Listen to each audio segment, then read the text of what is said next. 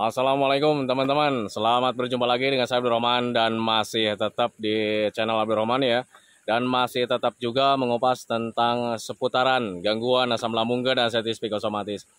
Nah, di season kali ini saya akan cerita tentang pengalaman saya dulu saat terkena gangguan asam lambung dan anxiety psikosomatis, kemudian mendapatkan sensasi apa saja gitu teman-teman ya. Kenapa di season kali ini saya share hal tersebut gitu teman-teman ya, karena masih banyak sekali orang-orang yang terkena gangguan asam lambung dan anxiety psikosomatis yang bertanya, Pak, Bapak mengalami ini enggak? Bapak mengalami itu enggak? Katanya seperti itu teman-teman ya. Karena jujur ya, untuk orang-orang yang terkena gangguan asam lambung dan anxiety psikosomatis biasanya selalu menyamanyamakan, dan ketika menyamanyamakan itu ada tenang tersendiri gitu teman-teman. Nah, makanya bagi teman-teman yang sekarang penasaran tentang apa sih yang sering saya hadapi gitu teman-teman ya saat terkena gangguan asam lambung dan anxiety psikosomatis, tolong tonton videonya sampai habis, jangan di skip biar kalian nanti mengerti, biar kalian nanti paham, dan ketika mengerti dan paham kalian juga bisa menanganinya dengan mudah. Nah itu teman-teman, dan kemudian kalian juga nanti bisa mempunyai ketenangan kalau seandainya ada suatu sensasi yang sama dengan saya, karena toh saya itu juga bisa sembuh total sampai sekarang. Nah itu teman-teman, nah, makanya tolong tonton videonya sampai habis, jangan di skip. Dan kemudian seperti biasa ya, bagi teman-teman yang baru bergabung, kalau seandainya kalian mau bertanya tentang seputaran gangguan asam lambung dan anxiety psikosomatis, alangkah baiknya kalian tonton dulu video-video saya sebelumnya, karena untuk seputaran gangguan asam lambung dan anxiety psikosomatis semuanya sudah saya share ya. Dari mulai cerita saya yang terkena gangguan asam lambung dan anxiety psikosomatis, kemudian merasakan 1001 macam sensasi yang sangat tidak nyaman, itu sudah di-share teman-teman ya. Dan kemudian bagaimana cara menangani setiap sensasi yang hadir, itu juga sudah di-share. Nah makanya biar lebih jelas, biar lebih detail, alangkah baiknya kalian tonton dulu video-video saya sebelumnya.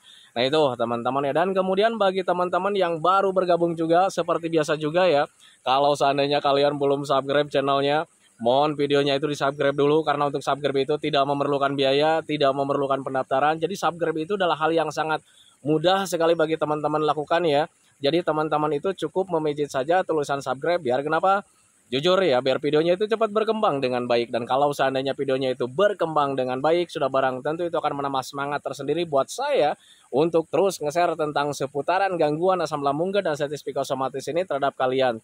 Kemudian yang lebih penting dan yang lebih utamanya, tekan juga tombol lonceng sama tombol like-nya ya, biar kalian itu dapat notifikasi atau pemberitahuan video saya yang terbaru. Karena saya itu akan terus nge-share tentang seputaran gangguan asam lambung dan anxiety psikosomatis ini terhadap kalian, dengan tujuan semoga saja videonya itu menjadi wasilah atau jalan keluar bagi kalian yang sedang mengalami gangguan asam lambung dan anxiety psikosomatis hingga membaik ya, apalagi sampai sembuh total.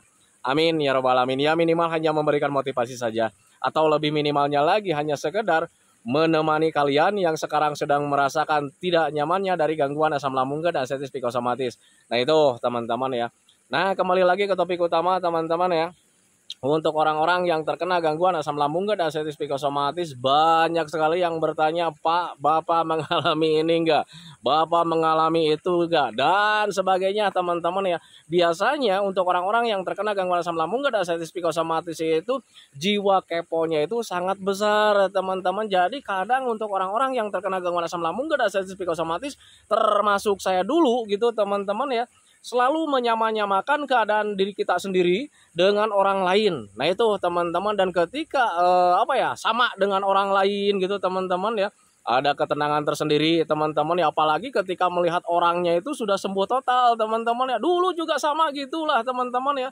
Jadi ketika banyak sensasi itu, kadang saya suka bertanya ya sama orang-orang yang sudah membaik, lu dulu ngalamin ini enggak, lu dulu ngalamin itu enggak? Dan ketika wah udah jangan dipikirin, nanti juga sembuh sendiri. Nih gua contohnya, saya sudah sembuh, katanya seperti itu. Ada ketenangan tersendiri teman-teman ya, karena ketika kita tidak mengetahui orang lain itu mengalaminya teman-teman ya, kadang hati dan pikiran kita itu selalu was-was teman-teman ya. Jangan-jangan ini pertanda bahwa umur gua itu tidak panjang lagi. Jangan-jangan ini pertanda bahwa kita itu mendekati kematian, mati mendadak, bisa seperti itu teman-teman. Dan ketika kita mempunyai pemikiran seperti itu ya, kadang kita itu ya ada perasaan takut gitu teman-teman ya, karena jujur ya, kita itu masih menginginkan hidup di dunia ini masih lama gitu teman-teman ya. Nah itu teman-teman, itu pengalaman saya dulu saat terkena gangguan asam lambung gak ada psikosomatis. Jadi ketika merasa tidak nyaman itu, ketika teringat dengan kematian, pokoknya pikiran kita itu semrawut ya. Memikirkan tentang penyakit iya gitu teman-teman, kemudian memikirkan tentang keluarga iya. Gimana nih kalau seandainya keluarga ditinggalkan sama saya, kehidupannya itu bakalan bagaimana? Nah itu teman-teman ya, itu pemikiran saya dulu saat terkena gangguan asam lambung gak ada psikosomatis, ketika mempunyai sensasi yang sangat tidak nyaman sekali. Nah itu teman-teman, tetapi perlu kalian ketahui teman-teman ya, bahwa sensasi dari gangguan asam lambung gak ada psikosomatis itu tidak berbahaya sama sekali teman-teman ya. Nah itu karena apa ya, gangguan asam lambung gak ada psikosomatis itu adalah gangguan rumahan teman-teman, bukan gangguan yang besar. Tetapi sekarang gangguan rumahan itu terasa besar karena ada psikis yang terganggu, ada perasaan yang terganggu, ada ketakutan yang sedang terganggu teman-teman ya. Nah itu jadi mentalnya ngedrop, dan ketika mental kita ngedrop, ketakutannya masih besar, sensitif perasaan dan sensitif pikiran, sensitif tubuh kita itu semakin menjadi teman-teman ya. Jadi hal sekecil apapun terasanya itu sangat besar. Nah itu teman-teman, nah, makanya pahami saja ke sana. Jadi kalian itu nggak usah takut tentang seputaran gangguan asam lambung gak ada psikosomatis, termasuk sensasinya teman-teman ya. Itu tidak berbahaya teman-teman ya, hanya mengganggu saja. Mengganggu terhadap kualitas hidup kita itu menjadi kurang produktif teman-teman ya. Jadi semuanya serba terganggu, pikiran kita terganggu, jadi pikirannya melayang kemana-mana. Perasaan setiap harinya itu tidak nyaman teman-teman ya, ada was-was, ada gelisah teman-teman ya. Kemudian apalagi kalau misalkan ditambah irama jantung yang tidak beraturan itu, wah subhanallah teman-teman ya. Rasanya itu ya sangat dahsyat sekali teman-teman, dan ketakutannya itu sangat besar sekali. Nah itu teman-teman, makanya untuk orang-orang yang terkena gangguan asam lambung gak ada psikosomatis, kalian gak usah takut tentang seputaran sensasi yang kalian alami teman-teman ya. Kalian bakalan membaik lagi, bakalan sembuh lagi teman-teman, dan bahkan saya berani berjanji teman-teman ya, kalian untuk orang-orang yang terkena gangguan asam lambung gak ada psikosomatis, tanpa diapa-apain juga kalian itu bakalan membaik teman-teman ya, bakalan sembuh total teman-teman ya, walaupun tanpa diapa-apain. Catat sekali lagi, walaupun tanpa diapa-apain kalian juga bakalan sembuh total teman-teman ya.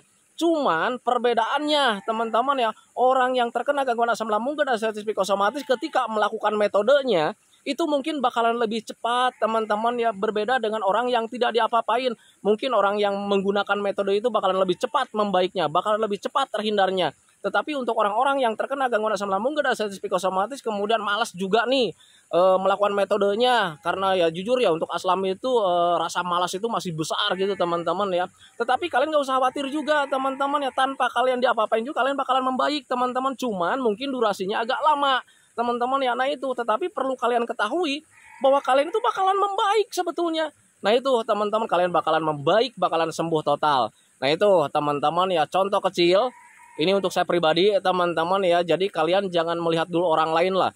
Orang lain itu mungkin banyak yang tidak apa ya, yang tidak separah saya gitu teman-teman. Tetapi saya waktu itu dikatakan boleh parah gitu teman-teman ya, karena sudah terbaring, tidak bisa ngapa-ngapain teman-teman ya. Jangankan untuk beraktivitas teman-teman ya, untuk bangun saja sulit teman-teman ya waktu itu. Dan bayangkan saja ketika orang yang sakit kemudian dikelilingi orang yang banyak ngaji yasin teman-teman ya, kalian tahu sendiri teman-teman, biasanya suka banyak yang tidak tertolong. Nah itu teman-teman, tetapi alhamdulillah untuk saya pribadi teman-teman ya, karena waktu itu saya cuman terkena gangguan asam lambung gak ada psikosomatis teman-teman ya, saya bisa sembuh total teman-teman ya. Itu separah-parahnya saya dulu gitu teman-teman. Tetapi bagi teman-teman yang sekarang, Pak saya itu nggak ngalamin kesana gitu teman-teman ya, syukur alhamdulillah teman-teman, berarti kalian itu tidak terlalu parah. Nah itu teman-teman, tetapi untuk saya pribadi teman-teman, dari ujung rambut sampai ujung kaki itu sensasi ada teman-teman. Dari medisnya ada dulu teman-teman, sampai dulu itu sampai apa ya, BAB-nya berdarah teman-teman ya. Dulu di video-video yang terdahulu itu sudah saya ceritakan ya, BAB berdarah sampai bulak-balik ke rumah sakit gitu teman-teman, sampai dicek juga BAB-nya. Saya disuruh BAB, kemudian BAB-nya disuruh dimasukin kena toples, kemudian toplesnya dibawa ke dokter dicek seperti itu teman-teman ya.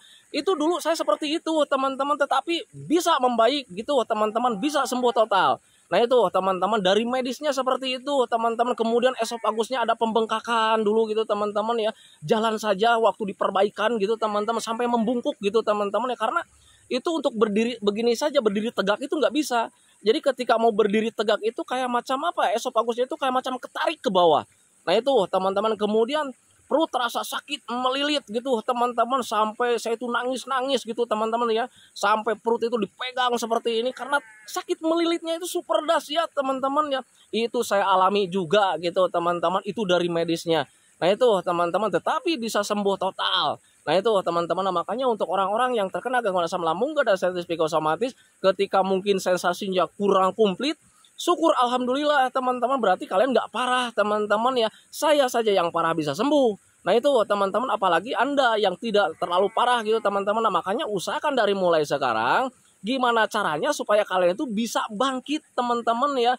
Jangan terlalu merasa-rasa gitu teman-teman ya. Kalau seandainya kalian medisnya sudah tidak ada, cuman di ketakutannya saja, bangkit dari mulai sekarang teman-teman ya. Karena ketika kalian sakit itu ya butuhnya bangkit teman-teman ya, bukan terlalu malas-malasan kemudian terlalu merasa-rasa. Nah itu teman-teman, kalau seandainya kalian terlalu merasa-rasa, justru nanti sensasi yang kalian hadapi itu akan terasanya itu sangat besar sekali.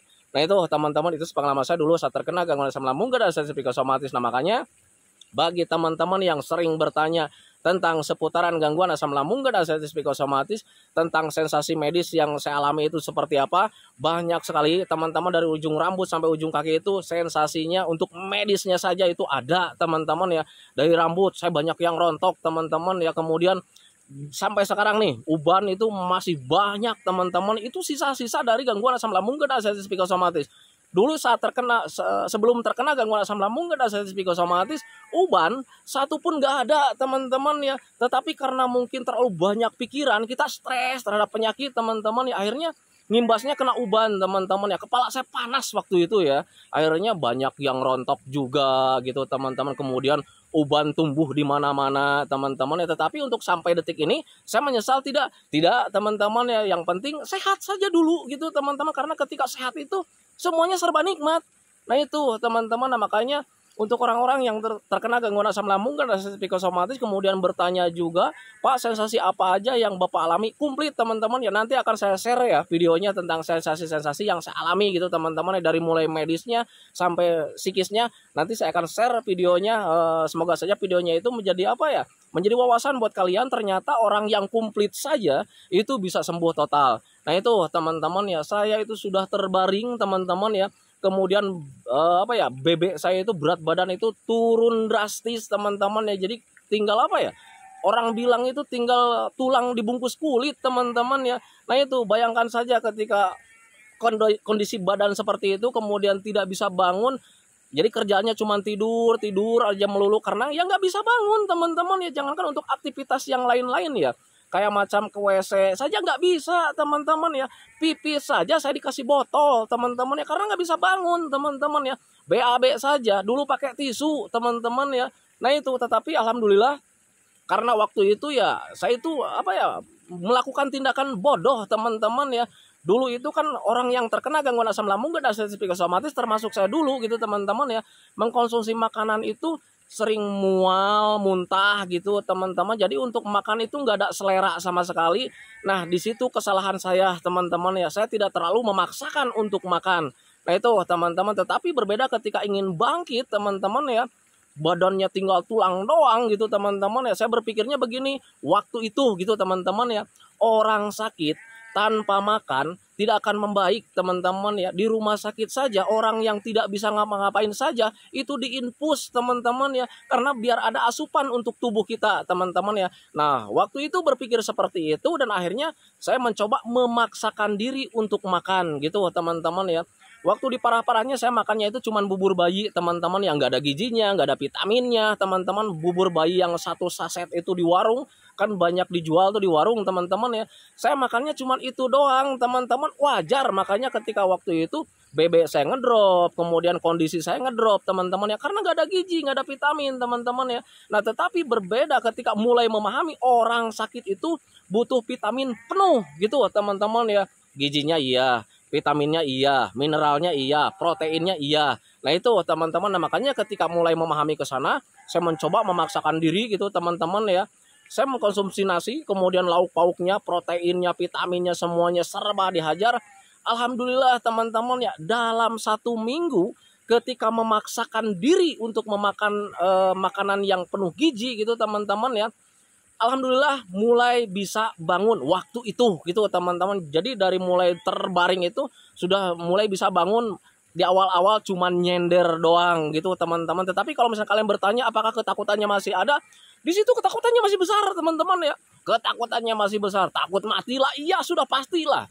Yang namanya ketakutan tentang mati mendadak juga itu sudah pasti ada waktu itu teman-teman ya. Nah tetapi waktu itu berpikirnya saya dimakan dulu teman-teman ya. Ini ketakutannya masih besar, saya takut mati, tetapi kalau misalkan kita badannya kuat mungkin nggak mati, saya bilang gitu ya. Berpikirnya seperti itu waktu itu. Nah, makanya memaksakan diri teman-teman ya. Jadi makannya itu kadang diakalin, karena ketika makan cepat itu ya nggak bisa ya. Kadang sering mual, sering muntah lagi gitu teman-teman ya. Jadi diakalin cuma sedikit-sedikit. Jadi satu mangkok saja dulu itu saya habisnya itu bisa berjam-jam teman-teman ya. Bayangkan kondisi seperti itu teman-teman, sambil nangis juga, kok keadaan saya seperti ini teman-teman ya. Mungkin saya itu umurnya nggak panjang lagi, tetapi saya cepat-cepat alihkan pemikiran seperti itu. Kalau seandainya tubuh saya kuat, kemudian ada tenaganya, mungkin nggak mati gitu ya. Dan akhirnya semangat lagi untuk makan lagi. Nah itu teman-teman ya. Jadi untuk kondisi saya itu waktu itu ngedropnya seperti itu teman-teman. Dan bagi teman-teman yang penasaran kondisi saya seperti itu, tengok video yang di awal-awal saya tentang seputaran gangguan asam lambung dan sensitif psikosomatis. Kalau nggak salah judulnya yaitu pengalaman pertama saat terkena gangguan asam lambung dan sensitif psikosomatis bagian ke-1. Nah itu video saya yang di awal-awal menceritakan tentang seputaran gangguan asam lambung dan sensitif psikosomatis. Tengok keadaan saya waktu dulu dengan yang sekarang gitu teman-teman ya. Dulu saat membuat video saja itu ngomong aja kurang lancar teman-teman ya, karena dulu ada penegangan otot teman-teman, sampai ngomong itu belepotan nggak lancar teman-teman, karena ada penegangan otot ya, karena setiap harinya stres, terlalu banyak pikiran ke hal negatif teman-teman. Akhirnya wajar kalau seluruh badan saya itu ada penegangan otot teman-teman ya, apalagi yang paling dominan itu bagian leher paling belakang, menegang kayak macam habis apa ya habis kerja berat teman-teman ya, mikul-mikul beban berat. Nah itu teman-teman, tetapi dulu keadaan seperti itu alhamdulillah sampai detik ini juga sudah sembuh total gitu teman-teman. Dan itu juga menjadi patokan buat kalian bahwa orang-orang yang terkena gangguan asam lambung dan sensitif psikosomatis, separah apapun kalian bakalan sembuh total. Nah itu teman-teman ya. Untuk saya pribadi juga alhamdulillah teman-teman ya bisa sembuh total, walaupun mempunyai sensasinya itu beraneka ragam teman-teman. Dari ujung rambut sampai ujung kaki ada saja. Dari ujung rambut sering rontok, dari kepala sering pening, sering sakit kepalanya itu super dahsyat, sering pusing, sering kelayangan teman-teman. Kemudian dari mata juga sering buram, melihat dunia itu kayak macam dunia mimpi teman-teman ya, aneh lihat dunia itu. Nah itu teman-teman. Kemudian dari telinga sering berdenging, kalau ngomong kayak macam begini itu sering bergemuruh juga. Napas di hidung sering mengepet juga gitu teman-teman ya. Mulut terasa panas, banyak belah-belah di sini itu di mulut itu gitu teman-teman. Kemudian mulutnya itu terasa panas gitu teman-teman. Kemudian di leher, tenggorokan terasa mengganjal teman-teman. Kadang mendahak itu ada darahnya juga teman-teman ya. Kemudian turun ke leher bagian belakang, sakit, pegal, gak jelas seperti itu teman-teman. Dada mengalami sakit, panas gitu teman-teman, dan sakitnya itu menusuk sampai ke belakang, turun lagi ke bawah ke esofagus, esofagusnya terasa bengkak teman-teman ya, ada pembengkakan di bagian esofagus. Kemudian ketika berdiri itu kayak macam ketarik teman-teman ya, turun lagi ke bagian lambungnya, kembung, begah dan sebagainya seperti itu. Pokoknya banyak teman-teman ya. Makanya untuk orang-orang yang terkena gangguan asam lambung dan sensitif psikosomatis termasuk saya dulu gitu teman-teman ya, saya selalu bilang bahwa sensasi dari gangguan asam lambung dan sensitif psikosomatis itu adalah 1001 macam sensasi teman-teman ya. Kemudian tangan kebas kayak macam kaku, dulu tangan itu kayak macam begini teman-teman ya. Ketika di awal-awal berbaring itu seperti itu teman-teman, tangan itu kayak macam begini ya, kaku teman-teman ya. Sampai di kaki, ujung kaki juga jari-jarinya saya begini teman-teman ya.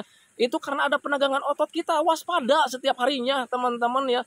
Nah itu, jadi untuk jalan aja nggak bisa. Kadang ketika sudah mulai agak membaik karena memang makannya masuk, untuk jalan itu mudah lelah juga, mudah capek juga gitu teman-teman ya. Apalagi ketika saya itu mempunyai pengalaman buruk itu di awal-awal di bulan keberapa ya, saya lupa lagi ya. Itu nggak bisa jalan teman-teman, padahal udah bisa jalan nih. Karena sudah makan, udah bisa jalan selang beberapa meter gitu teman-teman ya.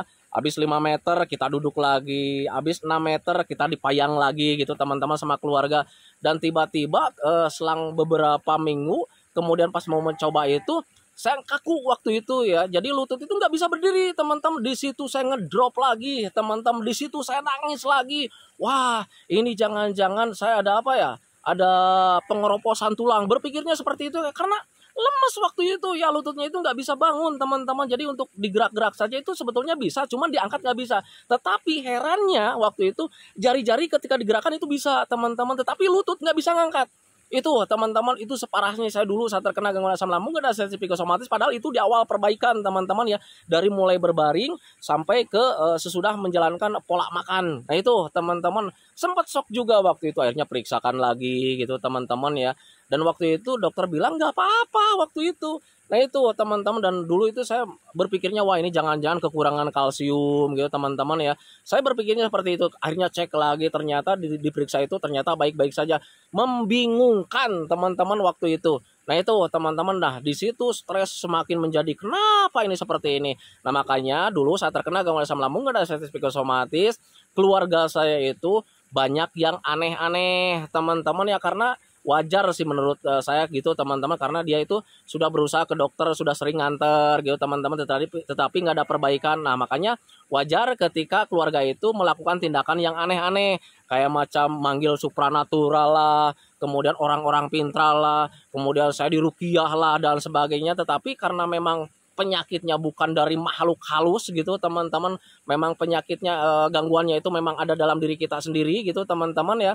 Dari medisnya kita dari asam lambung, kemudian dari diri kitanya itu dari psikisnya ada ketakutan. Nah itu teman-teman, sehingga ditangani hal apapun itu nggak membaik teman-teman ya. Tetapi berbeda ketika mulai memahami, oh medisnya nih harus dijaga nih, kalau dari asam lambung ya jaga saja asam lambungnya biar tetap stabil, karena ini bukan penyakit, saya bilang ini adalah gangguan. Jadi asam lambungnya itu kurang berfungsi dengan baik gitu teman-teman. Dan makanya saya mencoba mengupayakan gimana caranya supaya asam lambung kita itu tetap stabil, tetap normal. Nah itu teman-teman, kemudian dari psikisnya saya menghindari informasi-informasi yang negatif, bahkan pemikiran-pemikiran negatif juga saya coba hindari, karena ketika pemikiran-pemikiran negatif dan informasi negatif itu justru membuat kita itu ngedrop, semakin turun, baik mentalnya, baik kondisinya, baik moodnya, segalanya serba turun.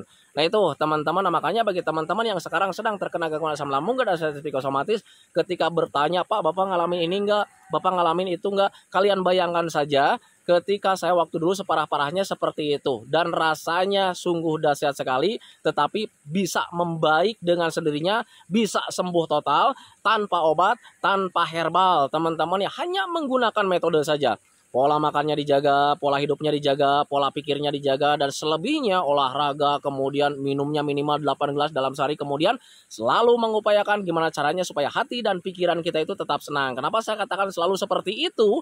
Karena jujur untuk orang-orang yang terkena gangguan asam lambung gak ada sensitif psikosomatis, kebahagiaan itu hilang 100% teman-teman. Padahal kebahagiaan itu sangat penting sekali untuk pemulihan psikis. Nah itu teman-teman, makanya pahami saja ke sana.